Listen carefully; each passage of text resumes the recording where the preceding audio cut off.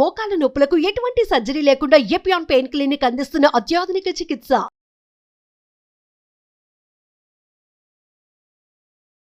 నమస్తే, welcome to Suman TV. Pollution వల్ల ఎన్నో అనారోగ్య సమస్యలు వస్తాయనే విషయం మనందరికీ తెలుసు. అందరికీ తెలిసిన విషయం ఏంటంటే జుట్టు ఊడిపోతుందని, చర్మ సంబంధిత సమస్యలు వస్తాయని తెలుసు. అండ్ మోర్ ఓవర్ ఏంటంటే శ్వాసకోశ సంబంధిత సమస్యలు ఎక్కువగా వస్తాయని అందరికీ తెలుసు. కానీ ఈ పొల్యూషన్ వల్ల డయాబెటీస్ వచ్చే అవకాశం ఉందా? ఈ విషయాలపై అవగాహన కల్పించేందుకు మనతో పాటు ఉన్నారు డాక్టర్ రవిశంకర్ గారు, endocrinologist from Jubilee hills Apollo hospital. Hello sir. Hello అండి. సార్, డయాబెటీస్ అనగానే వంశపారపర్యంగా వస్తుంది, లేకపోతే మన లైఫ్ స్టైల్ చేంజెస్ వల్ల ఇట్లా చాలా రకాలుగా మనకి తెలుస్తూనే వస్తుంది. బట్ పొల్యూషన్ వల్ల డయాబెటీస్ అనేది ఏ రకంగా వస్తుంది? మీ ప్రశ్నలోనే కొంతమేరకు సమాధానం ఉందండి. మీరు అడిగినటువంటి ప్రశ్నలో ఏమైనా ఉంది, జెనెటిక్ కారణాల వల్ల డయాబెటీస్ రావచ్చు, అలానే ఎన్వైరన్మెంటల్ ఫ్యాక్టర్స్ వల్ల కూడా రావచ్చు. ఎన్వైరన్మెంటల్ ఫ్యాక్టర్స్ అంటే ఏంటి? లైఫ్ స్టైల్ కావచ్చు, అది అంటే మనం తినేటువంటి ఆహారం, మనం చేసేటువంటి వ్యాయామం, దాంతోపాటు పొల్యూషన్ కూడా వస్తుంది. మనం ఎటువంటి ఎన్వైరన్మెంట్లో ఉంటున్నాం అనేదాన్ని మనం ఇక్కడ పరిగణలోకి తీసుకోవాలి. పొల్యూషన్ అంటే ఏంటి? చాలామంది ఏమనుకుంటారంటే పొల్యూషన్ అంటే కేవలం ట్రాఫిక్లో వాహనాల నుంచి వచ్చే పొల్యూషన్. ఎగ్జాక్ట్లీ, ఆ వాహనాల నుంచి వచ్చేటువంటి పొల్యూషన్ అనుకుంటారు. అది వెహికులర్ పొల్యూషన్. అది కాకుండా కనుక చూసినట్లయితే కన్స్ట్రక్షన్ యాక్టివిటీ వల్ల వచ్చేటువంటి ఫైన్ డస్ట్ పార్టికల్స్, అట్లనే ఇంకా కనుక చూసుకుంటే కనుక మన వాళ్ళు తెలియకుండా నిప్పు పెడతా ఉంటారు. ఇళ్లల్లో ఫైర్ పెడతాం అనేది బాగా తగ్గిపోయింది. ఎందుకు? వంటలు వండుకోవడం కోసం చెప్పి గ్యాస్ వాడుతున్నారు కాబట్టి దానివల్ల అది బాగా తగ్గిపోయింది. కానీ ఈ చలికాలంలో ముఖ్యంగా ఏం చేస్తున్నారంటే వుడ్ని బర్న్ చేయడం అనేది చూస్తుంటాం. అప్పుడు భోగి మంటలు వేయడం చూస్తుంటాం. అట్లనే నార్త్ ఇండియాలో మనం వింటున్నాం, కాకపోతే కొన్ని పార్ట్స్ ఆఫ్ సౌత్ ఇండియాలో కూడా ఇది ప్రివలెంట్. ఏంటంటే అది హార్వెస్ట్ ఏదైతే ఉంటుందో, అంటే పంట వచ్చిన తర్వాత వచ్చినటువంటి వేస్ట్ ఏదైతే ఉందో దాన్ని తేలిగ్గా దాన్ని డంప్ చేసేయచ్చు అని చెప్పి బర్న్ చేస్తూ ఉంటారు. సో అది కూడా ఒక రకమైన వేస్ట్. నార్త్ ఇండియాలో అదే కదా ఇప్పుడు మనం చూస్తుంది. ఆ ఢిల్లీ బార్డర్ స్టేట్స్ ఏవైతే ఉన్నాయో వాళ్ళు ఏం చేస్తున్నారు, ఆ సీజన్ అయిపోయిన తర్వాత హార్వెస్ట్ తీసుకొచ్చి ఆ చెత్త మొత్తాన్ని కాల్ చేస్తున్నారు. మన దగ్గర కూడా అంతే కదా సార్, డంప్ యార్డ్లో అంత చెత్తను కాల్ చేస్తారు. ఇంకా కనుక చూసినట్లయితే కనుక హార్వెస్ట్ కాకుండా మనకి ఇండస్ట్రీస్ నుంచి వచ్చేటువంటి పొల్యూషన్. సో అది పొల్యూషన్ ఏ రకంగా వచ్చినా సరే, ఆ మాటకు వస్తే దీపావళి అప్పుడు బాణాసంచా నుంచి వచ్చేటువంటి పొల్యూషన్ కూడా, లేకపోతే ఆ మాటకు వస్తే ఏ ఫంక్షన్కి మీరు ఫైర్ వర్క్స్ కాల్చినా సరే, జనవరి 1 కావచ్చు, లేకపోతే క్రిస్మస్ కావచ్చు, లేకపోతే న్యూ ఇయర్ ఇంకోటి కావచ్చు, ఏ రకంగా పొల్యూషన్ వచ్చినా సరే ఇది చాలా హార్మ్ఫుల్. ఆ సంగతి మనం గుర్తించాలి. ఎందుకంటే ఇది రకరకాలైనటువంటి జబ్బుల్ని కాజ్ చేస్తుంది. ఇంతకుముందు మీరు చెప్పినటువంటి విధంగా రెస్పిరేటరీ ప్రాబ్లమ్స్, అంటే బ్రీతింగ్కి సంబంధించినటువంటి ప్రాబ్లమ్స్ రావచ్చు.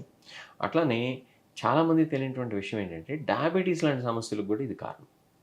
పొల్యూషన్ అదే ఇప్పుడు ఈ పొల్యూషన్ వల్ల అందరూ కూడా ఊపిరితిత్తుల క్యాన్సర్ వస్తుంది, ఇట్లా అన్ని మీరు అన్నట్టుగా రెస్పిరేటరీ ప్రాబ్లమ్స్ గురించి ఎక్కువగా అనుకుంటారు.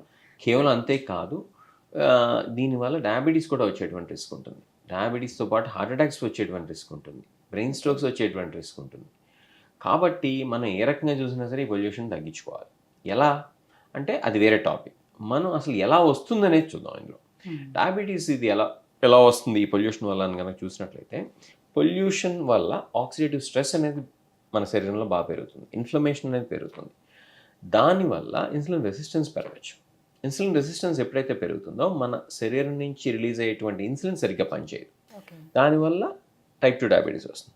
ఇంకా కొన్ని సందర్భాల్లో చూసినట్లయితే కనుక మన ప్యాంక్రియాస్లో ఉండేటువంటి బీటా సెల్స్ ఏవైతే ఇన్సులిన్ ఉత్పత్తి చేస్తాయో అది పొల్యూషన్ వల్ల డ్యామేజ్ అయ్యి దానివల్ల ఇన్సులిన్ సరిగ్గా రిలీజ్ కాకపోవచ్చు. సో ఇన్సులిన్ సరిగ్గా రిలీజ్ కాకపోవచ్చు, రిలీజ్ అయినటువంటి ఇన్సులిన్ సరిగ్గా పనిచేయకపోవచ్చు. సో ఈ 2 రకాలుగా కూడా మీకు రావచ్చు. ఇంకా కనుక కాంప్లెక్స్ మెకానిజమ్స్లోకి వెళ్తే మన ఫ్యాట్లో ఉండేటువంటి మెటబాలిజం కూడా డిస్టర్బ్ అవుతుంది. దానివల్ల ఒబేసిటీ వచ్చి ఇన్సులిన్ రెసిస్టెన్స్ వస్తుంది అనేటువంటి థీరీస్ కూడా కొన్ని ఉన్నాయి. సో ఈ రకరకాలైనటువంటి మెకానిజమ్స్ ఉన్నాయి. ఇండైరెక్ట్గా కనుక చూసినట్లయితే బయట పొల్యూషన్ ఉందని చెప్పి ఎక్సర్సైజ్ రోజు చేసేటువంటి పెద్ద ఆయన వాకింగ్కి వెళ్ళడు. చూస్తున్నారా? పొల్యూషన్ బయట పొల్యూషన్ వల్ల ఇంకా పొగ మంచు కూడా పెరుగుతుంది. పొద్దున్నే మంచు ఉంది కదా అని వీళ్ళు చాలా మంది ఎక్సర్సైజ్ పెట్టరు. అలానే చాలా మంది ఏం చేస్తుంటారంటే, అరే బయట చల్లగా ఉందన్న, దాంతోపాటు పొగగా ఉంది, వెళ్ళమాకు దగ్గుతున్నాం అని చెప్పి తల్లి బయట ఆడుకునేటువంటి పిల్లోడిని బయట ఆడుకోదని చెప్తారు. ఇలా ఇది ఇండైరెక్ట్గా ఒబేసిటీకి కారణమయ్యి దానివల్ల టైప్ 2 డయాబెటీస్ వచ్చేటువంటి విధానాలు చూస్తున్నాం. ఇంతకుముందు ఏమో డైరెక్ట్ మెకానిజమ్స్ చెప్పాము, ఇంత సూక్ష్మంగా ఎవరు అసలు ఆలోచించరు. ఆలోచించరు. ఇప్పుడు ఉదాహరణ నేనే చెప్తాను. మా ఇంటి దగ్గర సెక్యూరిటీ గార్డ్స్ పాపం ఆ చలికి వాళ్ళు రోజు బయట చిన్న చిన్న కట్టెల మంటలు వేస్తున్నారు. వాళ్ళని ఎడ్యుకేట్ చేసి, వాళ్ళకి హీటర్స్ ప్రొవైడ్ చేసి, వాళ్ళని చలికి సంబంధించిన క్లోతింగ్ ప్రొవైడ్ చేసి, ఇవి వద్దు అని చెప్పి మేము తెలియజెప్పాం వాళ్ళకి. ఇది చలి మంటలు అనేది పాపం దానివల్ల ఆ పొగ పీల్చి వాళ్ళకి డైరెక్ట్గా వాళ్ళకి తెలియదు, కొన్ని నెలల్లోనో కొన్ని సంవత్సరాల్లో కానీ తెలియదు. దీనివల్ల వచ్చిందన్న సంగతి కూడా చాలామంది తెలియదు. మీరే అడుగుతున్నారు, మీకు ఇంత విషయ పరిజ్ఞానం ఉండి మీరే అడుగుతున్నారు ఏమంటే డయాబెటీస్ అనేది ఈ పొల్యూషన్ వల్ల వస్తుందా అని చెప్పి. కాబట్టి కేవలం బ్రీతింగ్ సమస్యలే కాదు, ఆస్మానే కాదు, సిఓపిడియే కాదు, పల్మరీ ఫైబ్రోసిస్లే కాదు, డయాబెటీస్ లాంటి జబ్బులు కూడా పొల్యూషన్ వల్ల వస్తున్నాయి. దీనికి సంబంధించి క్లియర్ ఎవిడెన్స్ ఉంది. పొల్యూషన్ తక్కువగా ఉండేటువంటి ప్రదేశాల్లో ఉండేటువంటి వాళ్ళకి డయాబెటీస్ రిస్క్ తక్కువ. పొల్యూషన్ బాగా ఎక్కువగా ఉండేటువంటి సిటీస్లో ఈ యొక్క డయాబెటీస్ లాంటి జబ్బులు ఎక్కువ. అది ఈ మధ్యకాలంలో ఇప్పుడు పెరిగిపోవడానికి రీజన్ కూడా వన్ ఆఫ్ ద రీజన్స్ డెఫినెట్గా మనం పొల్యూషన్ కింద చెప్పుకోవాల్సి ఉంటుంది. ఇదే కాకుండా డయాబెటీస్ వచ్చేసినటువంటి వాళ్ళలో, ఆల్రెడీ డయాబెటీస్ వచ్చేసినటువంటి వాళ్ళలో ఏంటంటే heart attack risk, brain stroke risk ఇట్లాంటివి చాలా ఎక్కువ. మీకు తెలుసు. వాళ్ళు కనుక పొల్యూషన్కి ఇంకా ఎక్స్పోజ్ అయితే, అది ఎటువంటి పొల్యూషన్ అయినా కావచ్చు, పార్టికులేట్ పొల్యూషన్ కావచ్చు, అంటే ఏంటి, కన్స్ట్రక్షన్ యాక్టివిటీ వల్ల మైక్రో డస్ట్ 2.5 PM అని చెప్పి 10 PM అని చెప్పి వింటూ ఉంటారు మీరు. ఆ డస్ట్ వల్ల కావచ్చు, లేకపోతే ఈ వెహికల్స్ నుంచి వచ్చేటువంటి ఆ గ్యాసెస్ వల్ల కావచ్చు, లేకపోతే ఇండస్ట్రీస్ నుంచి వచ్చేటువంటి గ్యాసెస్ వల్ల కావచ్చు, వీటన్నిటి వల్ల. ఇవే కాకుండా ఇంకా ఫర్టిలైజర్స్, కెమికల్స్ ఇవన్నీ కూడా ఉన్నాయి కదా, ఇవన్నీ కూడా పొల్యూటెంట్సే. నేను ఇప్పుడు మాట్లాడుతుంది కేవలం ఎయిర్ పొల్యూషన్ గురించి మాత్రమే. ఎయిర్ పొల్యూషన్ కాకుండా వాటర్ పొల్యూషన్ ఉంది, సౌండ్ పొల్యూషన్ అంటే దీనికి సంబంధించింది కాదనుకోండి. బట్ ఎయిర్ పొల్యూషన్ కానీ, వాటర్ పొల్యూషన్ కానీ, అట్లనే ఈ ఎండోక్రైన్ డిస్ట్రప్టింగ్ కెమికల్స్ ఏవైతే ఉన్నాయో, కొన్ని రకాలైనటువంటి ఆర్టిఫిషియల్ కెమికల్స్ మన ఫర్టిలైజర్స్ రూపంలో ఏవైతే వాడుతున్నామో, ప్లాస్టిక్స్ ఏవైతే వాడుతున్నామో, వీటన్నిటి వల్ల మన శరీరంలో ఉండేటువంటి హార్మోన్ వ్యవస్థలు కానీ, ఇమ్యూన్ వ్యవస్థలు కానీ ఇవన్నీ డిరేంజ్ అయిపోతున్నాయి.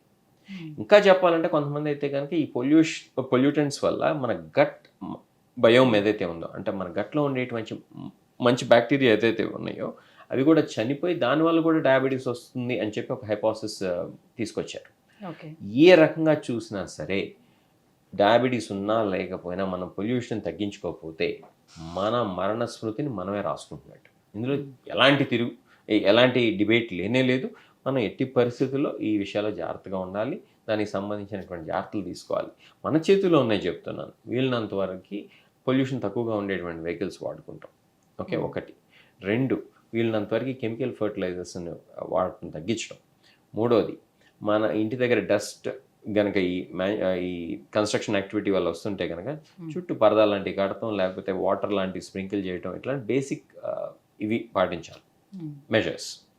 4వది, ఇంతకుముందు మనం చెప్పుకున్నాం కదండి, ఫైర్ వుడ్ బర్న్ చేయడం అయితే పాపం అనమాట.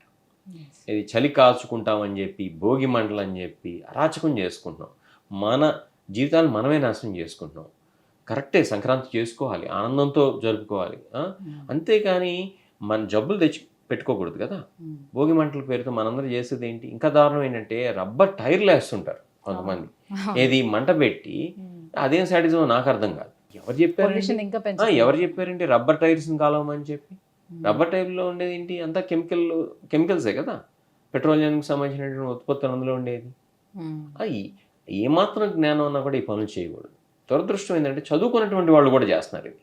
ఆ పొగ పీలిస్తే ఇమీడియట్గా మీకు హార్ట్ అటాక్ వచ్చేటువంటి రిస్క్ ఎక్కువగా ఉంటుందనే సంగతి మీకు తెలుసా? డయాబెటీస్ వల్ల మీకు ఆల్రెడీ హార్ట్ అటాక్ రిస్క్ పెరుగుతుంది. దానివల్ల మీకు ఎథెరోస్క్లెరోసిస్ అంటే మీ బ్లడ్ వెజల్స్ ఏవైతే ఉన్నాయో దాంట్లో చెడు కొలెస్ట్రాల్ డిపాజిట్స్ ఉంటాయి.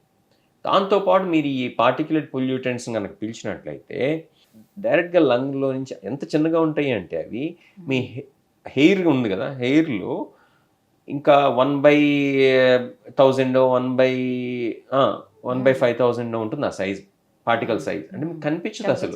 అది మన ముక్కు ద్వారా వెళ్ళిపోయి మన లంగ్స్లోకి వెళ్ళిపోయి లంగ్స్ని కూడా దాటుకుని బ్లడ్ సర్క్యులేషన్లోకి వెళ్ళిపోయి మీకు ఎక్కడైతే బ్లాకేడ్ ఉందో అక్కడ వెళ్ళి ఇవి అక్లూడ్ అవుతూ ఉంటాయి. ఈ గ్యాసియస్ పొల్యూటెంట్స్ వల్ల ఏంటంటే బ్లడ్ వెజల్స్ కన్స్ట్రిక్ట్ అవుతాయి, డైలేట్ అవ్వాల్సి. అలానే ఆల్రెడీ మీకు ఆ ప్లాక్ అంటే ఎథెరోస్క్లెరోసిస్ వల్ల ఫ్యాట్ డిపాజిట్ అయినటువంటి ఏరియాలో చిన్న బ్రేక్ ఉందనుకోండి, ఇవి వెళ్ళిపోయి నీట్గా వెళ్ళి కూర్చుంటాయి అక్కడ, థ్రాంబస్ని ఫామ్ చేస్తాయి, బ్లడ్ వెసల్ క్లాట్ అవుతుంది, హార్ట్ అటాక్ బ్రెయిన్ స్ట్రోక్. నేను అందరికీ విన్నవించుకునేది ఒకటే, దయచేసి మీరు మాత్రం ఇది పండగల పేరుతో కావచ్చు, చలిమంటల పేరుతో కావచ్చు, ఈ బొగ్గుని కానీ లేకపోతే కట్టెలను మాత్రం కాలవద్దు. దానికి వేరే మార్గాలు ఉన్నాయి, మనం పండగలు చేసుకుంటానికి కూడా. పిడకలు కూడా, ఇవి కూడా చూస్తుంటాం, పిడకలు, ఇది వేస్ట్ ఏదైతే ఉందో అది. ఇంతకుముందు మీరు రేజ్ చేశారు, మున్సిపాలిటీ వాళ్ళు చెత్తను తీసుకెళ్ళి పారేయాలి. పారేయకుండా చెత్త మొత్తాన్ని తీసుకొచ్చి ఒక చోట పడేసి నిప్పు పెడుతుంటారు.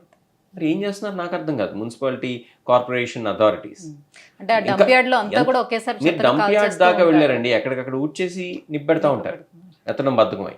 అది ఇంకో చోట అయితే పర్లేదు. జడ్జెస్ కాలనీ ఎక్కడైతే ఉందో, హైకోర్టు జడ్జెస్ ఉండేటువంటి లొకేషన్, దాని ఎదురుగా నేను చూశాను. అంటే వాళ్ళకి అంటే మనలో అవేర్నెస్ ఎంత లేదు. జనరల్లీ స్ప్రింగ్ సీజన్ లో మొత్తం అన్ని ఆకులన్నీ రాళ్ళు పడిపోతూ ఉంటాయి కాబట్టి సో అవన్నీ కూడా వేరేసి మొత్తం చెత్త వేరేసి అది ఎత్తి పారేయాలంటే మనకి అది డంప్ చేయడానికి ఒక విధానం ఉంటుంది. మహా అయితే దాన్ని మెన్యూర్ కింద కన్వర్ట్ చేయడమో ఏదో ఒకటి చేయొచ్చు. అవేం చేయకుండా తీసుకెళ్ళిపోయి నిప్పు పెడితే, అంటే హైలీ ఎడ్యుకేటెడ్ జడ్జెస్ లాంటి వాళ్ళు, మన సొసైటీకి చాలా ఇంపార్టెంట్ అయినటువంటి జడ్జెస్ లాంటి వాళ్ళు ఉండేటువంటి కాలనీస్ దగ్గర కూడా ఈ యాక్టివిటీస్ జరుగుతున్నాయి అంటే అసలు చెప్పుకోవడానికి కూడా సిగ్గేస్తుంది. అంటే ఇంత తక్కువ అవేర్నెస్ ఉందా? ఇంత బద్ధకంతో మనం వ్యవహరిస్తున్నామా? ఇంత కేర్లెస్గా మనం ఉంటున్నామా? మనం కాల్ చేసుకుంటున్నాం. ఏది ఈ పొల్యూషన్ని పెంచుకోవడం ద్వారా డయాబెటీస్ ఏంటి, హార్ట్ అటాక్స్ ఏంటి, బ్రెయిన్ స్ట్రోక్స్ ఏంటి, లేకపోతే ఇంతకుముందు మనం చెప్పుకున్నటువంటి లంగ్ ప్రాబ్లమ్స్ ఏంటి, వీటన్నిటికీ ఎవరు రెస్పాన్సిబుల్ అంటే మనమే రెస్పాన్సిబుల్. కాకపోతే కొంతన్న బాధ్యతతో మనం కనుక వ్యవహరించినట్లయితే వీటి నుంచి బయటపడతాం. లేనట్లయితే కనుక ఇంకా పెరుగుతాయి. దానికి ఏంటంటే మనకి దానివల్ల చనిపోతున్నాం సంగతి కూడా మనకు తెలియదు. ఏదో సైన్స్ ఫిక్షన్ మూవీ తెలియకుండా అయిపోతుంది. సైన్స్ ఫిక్షన్ మూవీ లాగా ఉంటుంది. కానీ అసలు ఆ పొల్యూషన్ అనేది ఏ లెవెల్లో మనం ఏమనుకుంటున్నాం అంటే ఢిల్లీలోనే బాగా పొల్యూషన్ ఎక్కువగా ఉందని చెప్పి అనుకుంటున్నాం. అది నిజం కానే కాదు. మనం కూడా పెద్ద దూరంలో లేవు. హైదరాబాద్లో ఇంచుమించు మనం కూడా ఢిల్లీకి కొంచెం దూరంలోనే ఉన్నాం మనం పొల్యూషన్ విషయంలో. మాస్కులు పెట్టుకుని బయట తిరగాల్సినటువంటి రోజులు ఇప్పుడు ఉన్నాయి. ముందు అయితే ఇంకా పెరుగుతూ ఉంటాయి ఇలానే వదిలేస్తే. Yeah right sir. నిజంగా మీరు చెప్పినట్టుగా ఇంత మైనర్ లెవెల్లో అయితే ఎవరు కూడా అసలు ఆలోచించట్లేదు, చూడటం లేదు. దానివల్ల ఈ అనర్థాలన్నీ కూడా చోటు చేసుకుంటున్నాయి. సో పొల్యూషన్ వల్ల డయాబెటీస్ అనేది ఏ రకంగా వస్తుంది అని అనేది ఇంత అవగాహన కల్పించినందుకు థ్యాంక్ యూ సో మచ్ అండి. Thank you.